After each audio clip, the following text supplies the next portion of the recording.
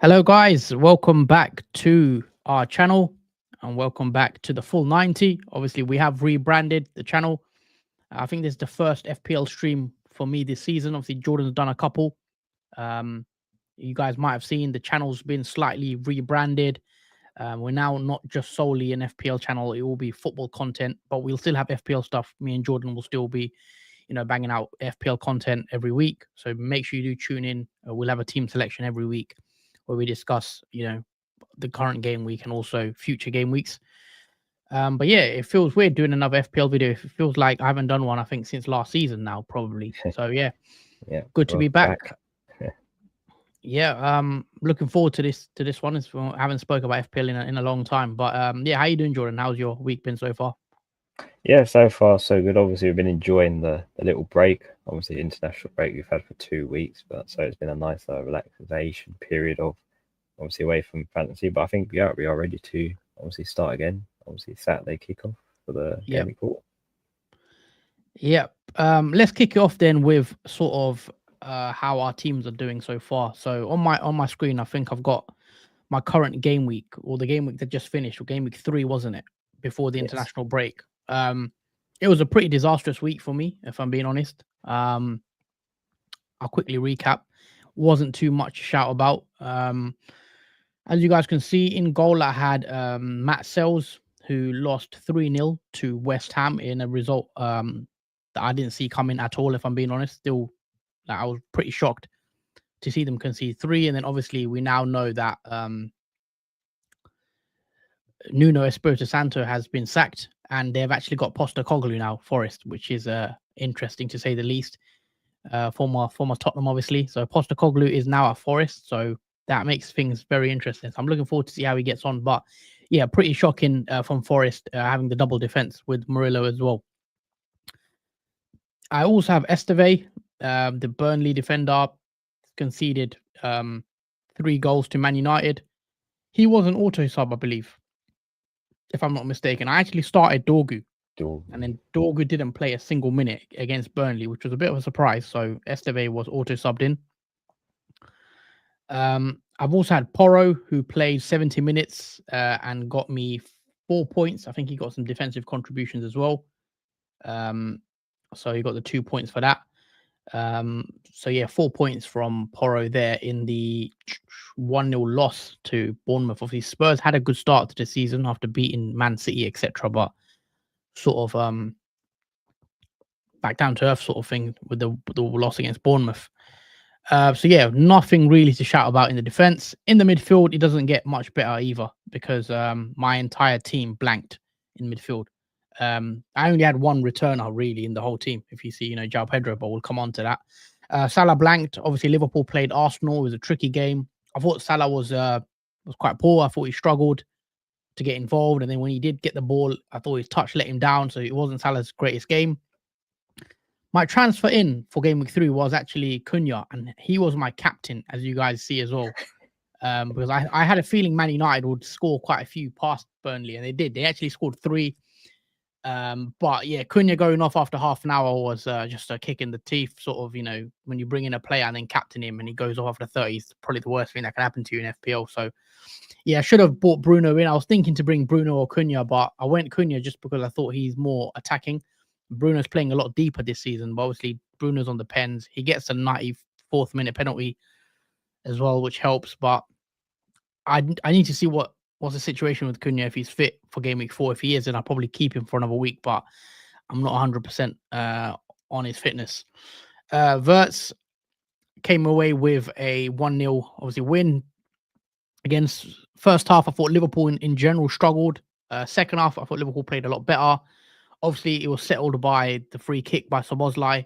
But yeah, Wirtz has had a tough start, if I'm being honest, in terms of the game he's played. Bournemouth is a tough game. Newcastle after that away, and then Arsenal.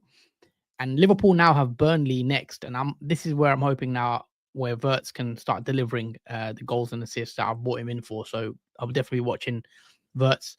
I plan to keep Wirtz for another 2 to 3 weeks and then maybe switch him out when his Liverpool fixtures turn again. But Wirtz is staying in for Burnley for me. Rodgers and Reinders as well to complete the midfield. Rodgers blanked in the 3-0 loss to Palace. Again, another poor result for Villa. Struggling as well. Start of the season. But yeah, another big win. I don't think they've actually scored yet, Aston Villa. I still think they're still goalless at this current moment. I might be wrong, but I think I'll let you check. But yeah, I mean, I've had double Villa attack and it's not paid off at all, if I'm being honest. Start of the season. Very surprised how poor they've been. But I'm gonna keep the faith with Villa for another week or so. I think I might bench Rodgers this week. Who knows? But yeah, it's not been a great start for me with the Villa double attack. And then Reinders another loss for Man City, 2-1 to Brighton. 2 losses in their first 3 games for Man City, so they're looking off the pace. I'd say it's struggling quite a bit. Man City, and Reinders, he looked pretty good. I thought first game. The last 2, I think he struggled a lot, but I'm going to keep the faith with him for the next week. We'll see how it goes. But yeah, disappointing loss there for City. And then up front, João Pedro scores again. Controversial victory, maybe to some. 2-0 win for Chelsea. He also got the 3 bonus points, played 90 minutes, and he's the only one that actually got a return in the team. So happy days. And then Watkins in a 3-0 loss, blanks as well. So all in all, it's been a pretty terrible week. 31 points, compounded by my captain blanking and getting injured after 30 minutes. So yeah, way off the average points of 48. So yeah, it's been a pretty bad week, and I'm hoping game week 4 is going to be a lot better, because there was even after game week 3 ended, I was even potentially considering even wildcarding maybe, because there's parts of my team that I wasn't really fancying. But I think now I've had a bit more time to think about it. I think I'm gonna just use my transfers. I think I've got 2 free transfers, so I'll use my transfers and then go from there. But yeah, it's not been a good start to FPL for me yet again. Last season was a poor start, sort of recovered near the end. It's been another poor start. But Jordan, let's go to you now. I think are we going to you for your game week 3 points? Yep. Let me just allow me to obviously display mine, and I'll show you guys how my week has gone. So yeah, it's not really any better than, obviously, I think most of us had a really bad week, because a lot of the players that we had, in fact, blanked. And yeah, just to confirm that Aston Villa are still goalless. Thank you, Harry, for that in the chat. Yeah, they haven't scored a goal so far, Aston Villa, so it doesn't fill me with much confidence being a Rodgers owner. But starting off, obviously, in goal, we had Sanchez. Obviously, 6 points for him. 2-0 win comfortably for Chelsea against Fulham. And yeah, quite happy. I think picking Sanchez at the start of the season has been very beneficial so far for me. And yeah, looking forward to the clean sheets coming for Chelsea. Moving on to the defence. So obviously Gabriel and Van der Ven were the blanks. Gabriel with 2 points, no clean sheet as they lost to Liverpool 1-0. And Van der Ven, again, lost to Bournemouth 1-0 and also got a yellow card. So he ends up on 1 point. The victor in the back 3, obviously, is Munoz with 9 points. And yeah, it's hard to go without this player, because he has that attacking threat as well as that clean sheet potential. And he got both as well in that game against Aston Villa, where they won 3-0. And he also got 2 points for the defensive contribution, which, again, new added point system helps a lot, especially when these players are getting clean sheets and attack returns as well. Moving on to the midfield, starting off with Kudos, again a blank for him. Spurs failed to score, obviously, losing 1-0, so only 2 points for Kudos. Rodgers is a big talking point, as mentioned. Aston Villa still goalless, not the great start for Emery, and a few question marks over obviously what will happen to a lot of people in FPL. Will they keep the faith with their next fixture, or will they get rid of Aston Villa players? Because at the moment, if you have Watkins or Rodgers, it doesn't seem like it's working out so far. But yeah, only 2 points for him this week. Salah, on the other hand, yeah, not the greatest, obviously, game. Although Liverpool still got that win streak against Arsenal, very tough, gritty kind of game. But yeah, Salah did fail to score an attack return, and that is his first blank, I believe, of the season. And finally, moving on to Ndiaye, who got 7 points. So yeah, nice differential. Everton did win 3-2 in the end. He scored one of the goals, and yeah, I'm quite happy with this selection. It's paid off so far, and yeah, I'm quite happy to obviously keep Ndiaye. He does have Aston Villa next, so maybe we'll see more potential from him in Gameweek 4.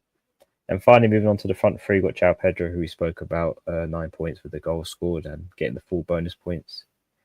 And next to him, Gyökeres, obviously 1 point, also failed to score against Liverpool.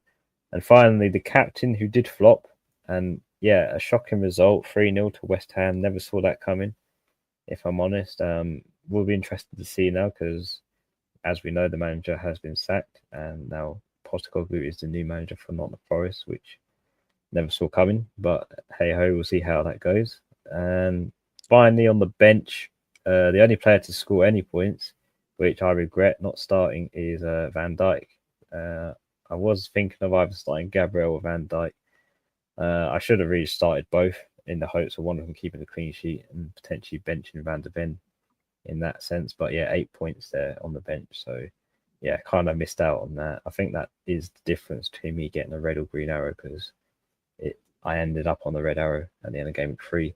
It's 46 points, so it's not the greatest high scoring week. I think a lot of us can agree with that, because a lot of us did have players that never really performed that well, only a certain few.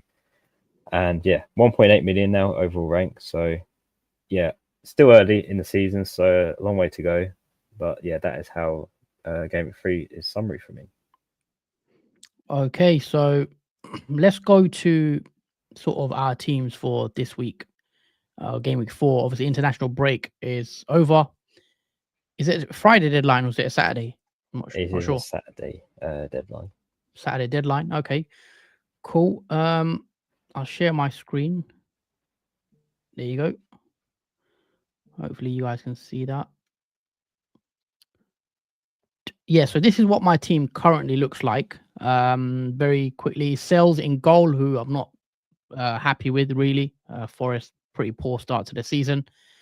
And yeah, Sales has Arsenal away, so we'll see how he gets on. I don't expect much. Obviously, Postecoglou's first game, I can see Forest struggling in that one. If I'm being honest, I think Arsenal probably win, but I'm hoping Sales can get something. I've got double Forest defense with Murillo, which I'm not too keen about playing double defense. I could play Anderson. Looking at my team, I probably will play Anderson. So I'll bench Murillo. Sorry, I just don't like the new AI or user interface, I should say. It's not great, is it? No, not. Yeah, I think everyone's been having problems with the website this season. But anyway, we got João Pedro. We've got Pedro Porro against West Ham away. I think it's a good fixture. I know West Ham had a good game last time out, but I think I'm happy to play Pedro Porro in this one. Dorgu is the interesting one. I need him to start. I was very surprised he didn't start in the last one against Burnley when Man United won. Man City away, the tough fixture. But Man United might be, thinking they can get something with City's 2 losses now. Is it back-to-back losses as well? From City. Yeah, back-to-back losses with Tottenham and Brighton. So Man United will be going into it with maybe a little bit of confidence. They've got a good record against Man City. So I'm hoping Dorgu starts. If not, I've not got any great cover on the bench. I've got Esteve against Liverpool and then Murillo against Arsenal. Midfield 5, I've got Salah against Burnley. Salah will be my captain this week. I'll just quickly change that. It lets me. 1 second.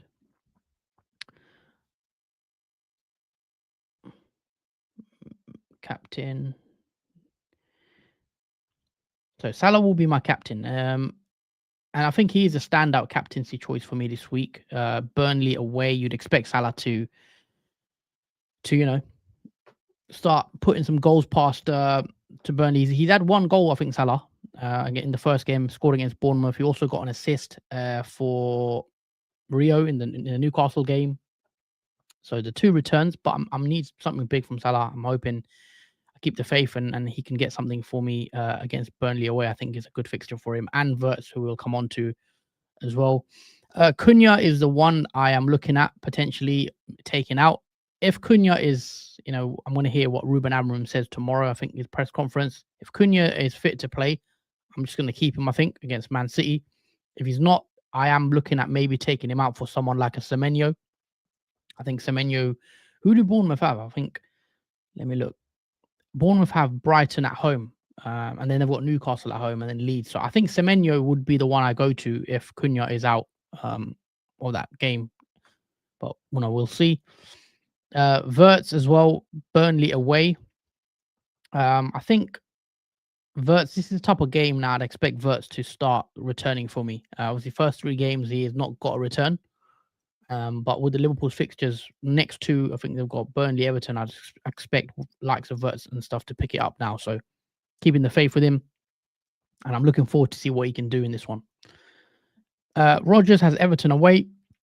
Everton have started the season quite strong as well, so it'll be interesting to see how sort of Villa get on, because I've not been massively impressed with Villa either. So don't be surprised if Everton get something in this one, which I am sort of worried about having double Villa. I might have to remove one of those guys shortly, but no, for now, I think I'm going to keep Rodgers for another week. It's not ideal, but we'll see. I'm not sort of made my mind up on transfers yet.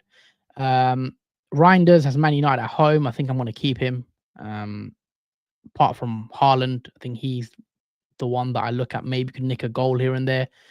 Marmoush as well, for those that haven't seen, he got an injury in international break. I think he looked quite serious. He probably will miss that Man United game, so that makes Reinders a better option for me now. So I'll keep Reinders and see if he can do something against Manchester United. And up front, it's Pedro and Watkins. Decent fixtures for both. I think Pedro's got Brentford away, Watkins has Everton away, and you'd hope they can, Pedro can start scoring or carry on scoring, and then Watkins can start scoring, because obviously Watkins has been a bit of a disappointment in terms of returns. But the rest of the team, I'm fairly happy with. The bench ain't great. You've got Gui, Esteve, and Murillo on the bench.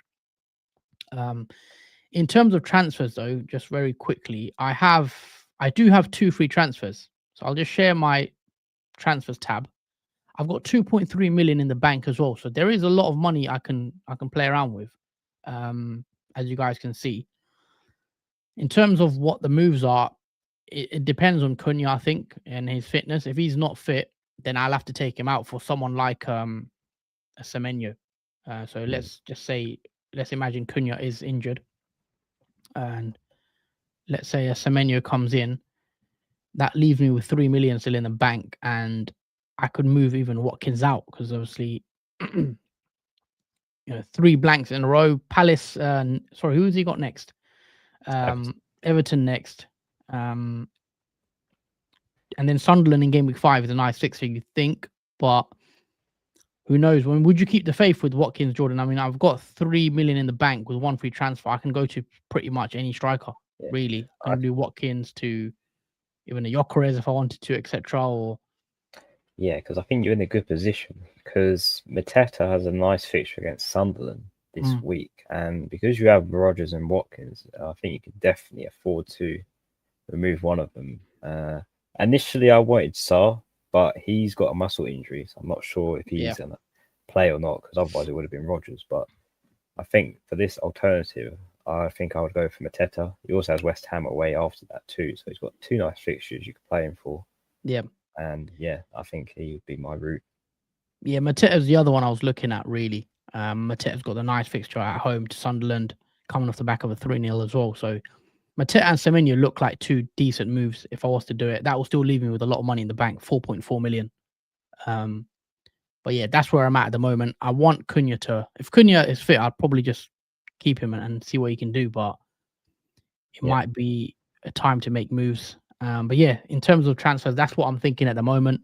And obviously, I'm locked on Salah captain as well. So not much decisions to make there. So we'll see how it goes.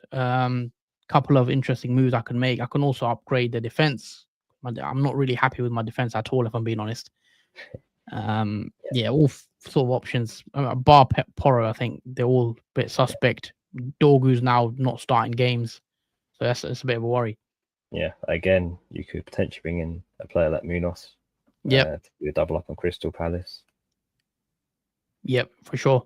But obviously, I've only got 2 free transfers, so I don't want to be taking any hits, etc. But yeah, we'll see how it goes. Obviously, deadline is still a couple of days away, but at the moment, that's where I'm heading. Semenyo in for Cunha and maybe a Mateta. Maybe I take out Watkins, or I might give Watkins another week. I might just do the one transfer. But yeah, same for you, Jordan. What's your team looking like this week, and then your transfer plans? Yeah, so let's switch over to my current team. I'm going to quickly run through it.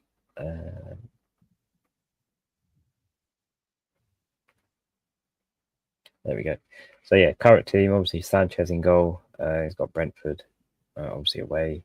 Again, this is a deflated Brentford who have lost a lot of key players in the team. So feeling fairly confident with that game against Chelsea, even though it's a away fixture. Hoping that obviously they keep a clean sheet, and without the likes of Mbermo in the team, it gives me a lot of confidence of that happening. Moving on to the back three selection this week. So obviously I'm playing Van Dijk this week against Burnley away, Gabriel with Nottingham Forest at home, and obviously Munoz with Sunderland at home. So I'm quite happy with those back three selections. I think that's the best back three I can have in terms of my team. Definitely not playing Van der Ven against West Ham away, too volatile, I think, that fixture. So yeah, I'm pretty firm and confident with those selections there. Moving on to the midfield four, so Kudos, who has West Ham away. I'm not sure how to read into that game, whichever way it will go, because both sides had sort of like a mixed week in game week 3, so it's hard to read on how that's going to go and play out. But I mean, hopefully Kudos can get an assist or goal or something from that game, whichever way it goes. Next team is obviously Rodgers, Everton away.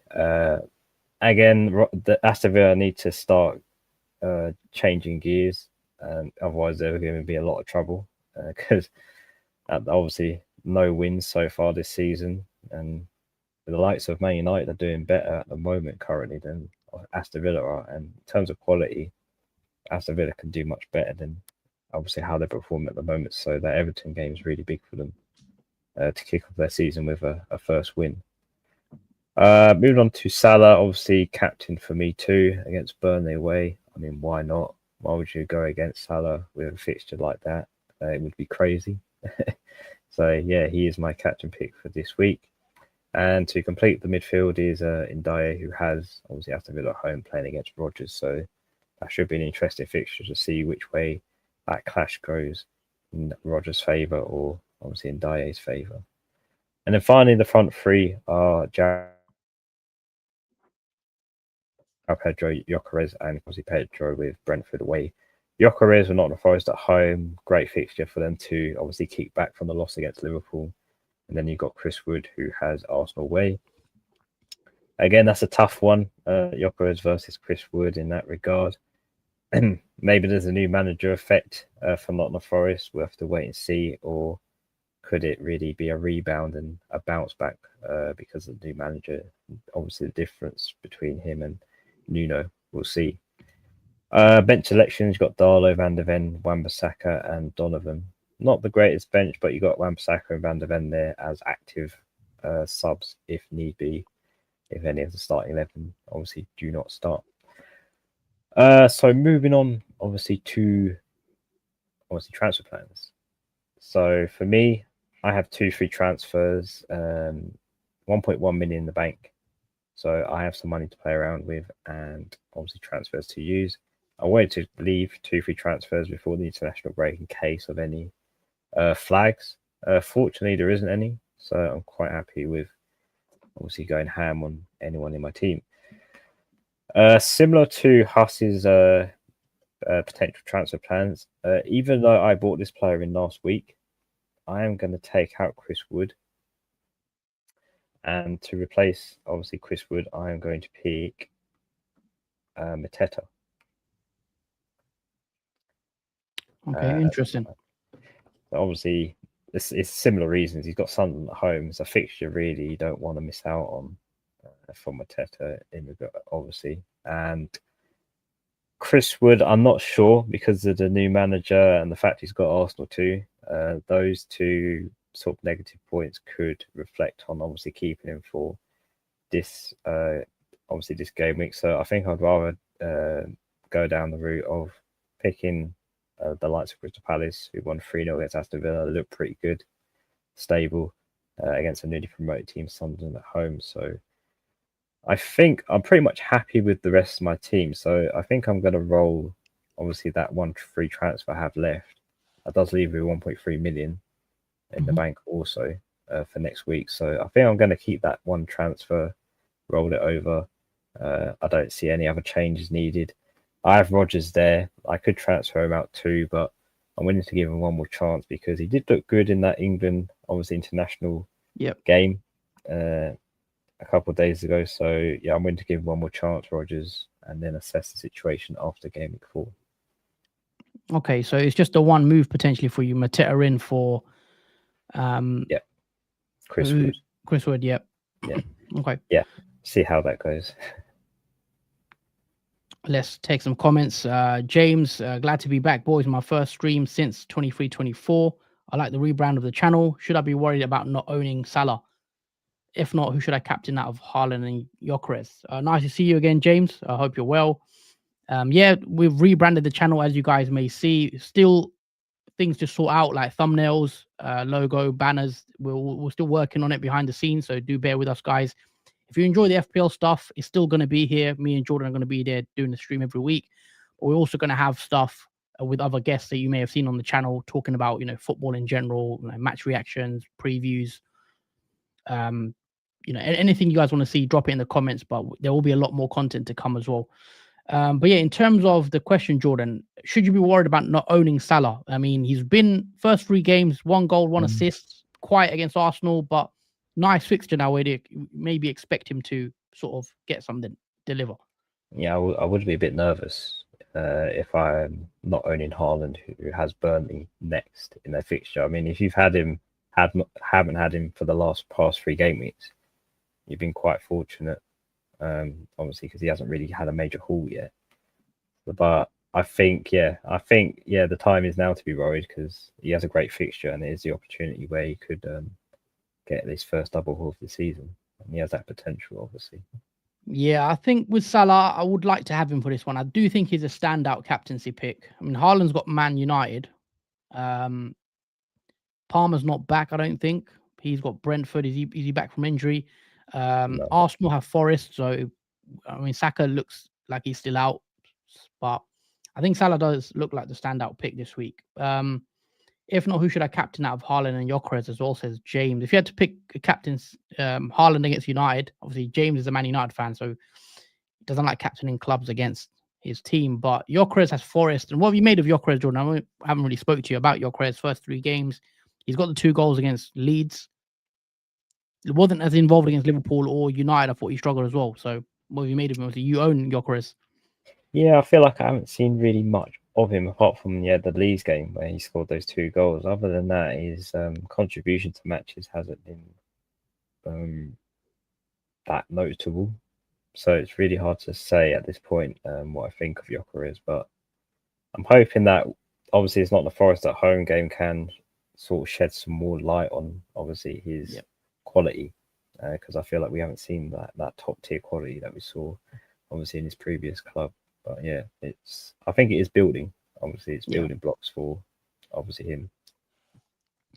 All right, and Tic Tac FM, which defense would you double up on a free hit this week? I think if you're free hitting the teams to target, I mean Palace, you could double up on Munoz and maybe another like a Guehi. Liverpool, I think Liverpool have conceded some goals. It's fair to say they have not been great defensively, but they kept the clean sheet against Arsenal. I think Liverpool against Burnley away could be a clean sheet there. Would I double up? Maybe not, but is there anyone you double up on, Jordan, if you were to free hit. I mean, who's got the nicest fixtures? Honestly, I think it is, like you mentioned, Crystal Palace. Arsenal as well, maybe. Against not the Forest.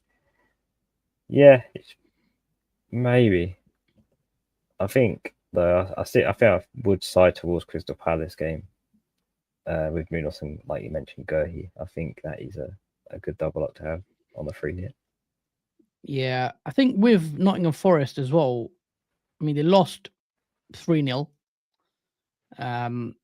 And then the 1-1 against Palace as well, didn't they? They got, and then they drew. Sorry, they won game week 1, didn't they, against Brentford? Yeah. So, can they get something against Arsenal? We'll see. I think Arsenal could keep a clean sheet in that one, being at home as well. So, I wouldn't be completely against an Arsenal double up. Harry says he only got 33 points and Cunha captain, which is same as me. I had Cunha captain. Didn't pay off.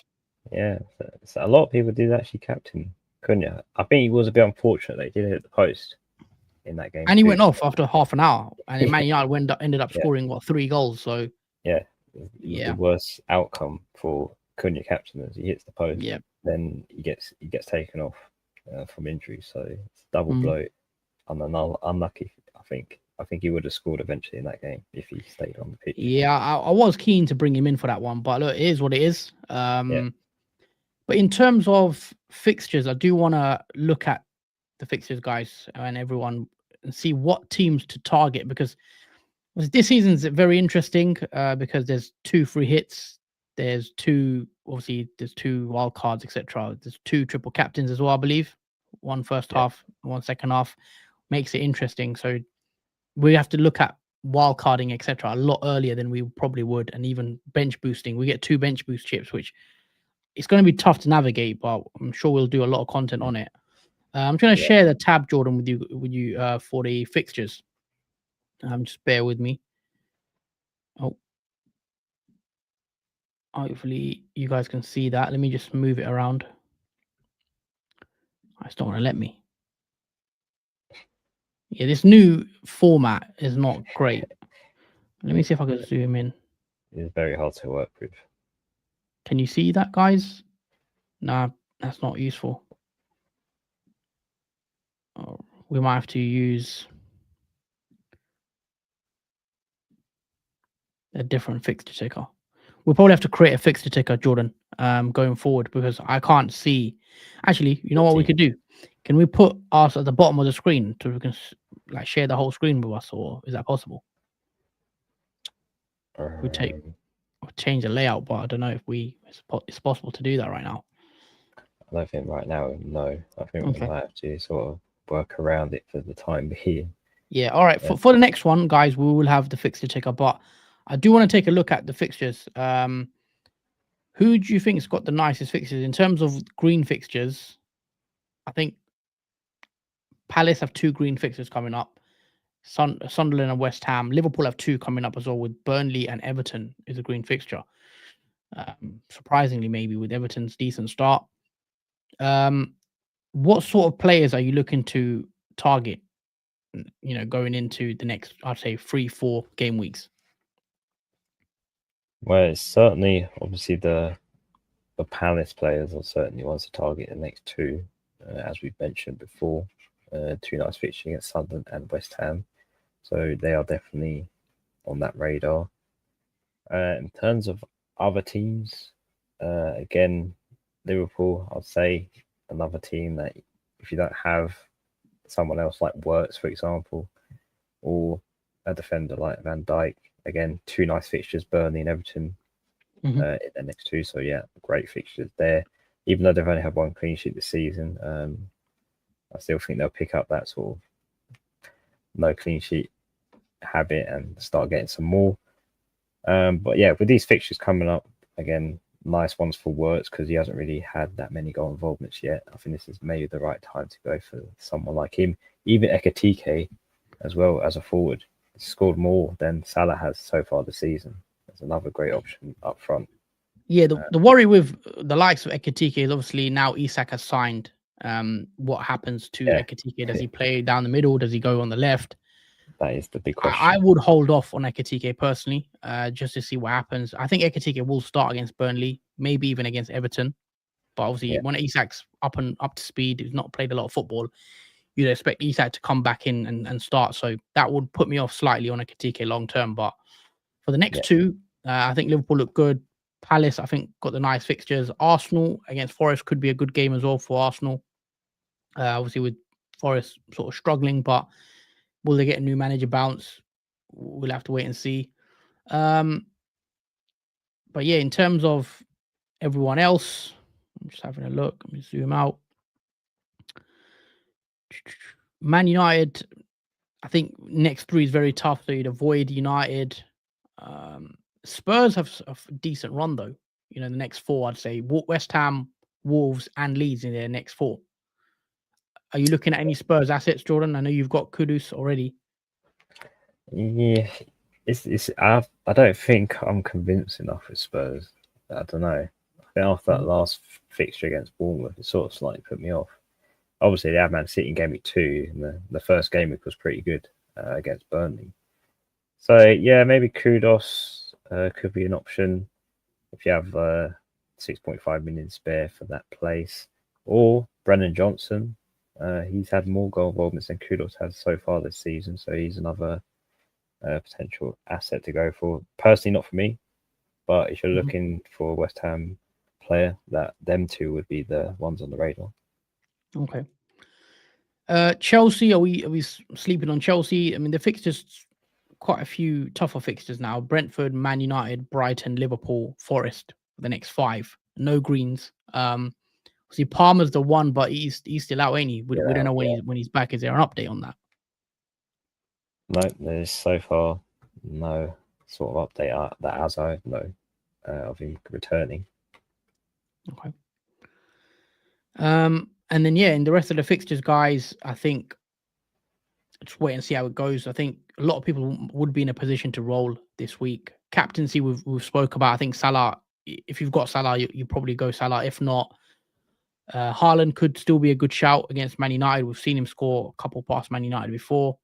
Man United are struggling as well. They weren't convincing against Burnley. Sort of got a last-minute penalty to win the game. They could have easily dropped points there as well. So we'll have to see. Another comment here. I was going to sell De Kuyper because I don't really want double Brighton defense against Bournemouth. I have Verbruggen, but I have a feeling he may be better long term. Yeah, again, Brighton's a funny team. Again, that team hard to read every Tougher week. fixtures coming up for Brighton as well. Bournemouth, Tottenham, Chelsea in the next 3.